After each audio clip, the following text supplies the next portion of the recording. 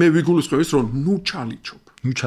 აი ხვის მოსაწონად მივაკეთებ, შენი მოსაწონად აკეთებ. გულწრფელას მითხარი, წარმოიდგინე, ეხლა არ ვიცი მე თინეიჯერობის მე მოგისვრე ეხლა რაღაცა ახალგაზრდობის დროს რაღაცა და აგერ მოგეწონავ ეხლა ვიღაცა გოგო მიხვედი, რაღაცა მოსკენი რაღაცა ეკითხა და შენ უცებ მიხვდი რომ ის გოგო ჩალიჩობს რომ შენს თვალში იყოს კარგი. ხო ეგრევე მოგტა ყველა. კი. იმიტომ რომ ჩალიჩობს. ხო? აი ერთი მეგობარი მყავდა იმაში, ერთად ვწავლობდით გერმანელები და ის მაგრამ აუ ნახე ის გოგო რა მაგარი არისო.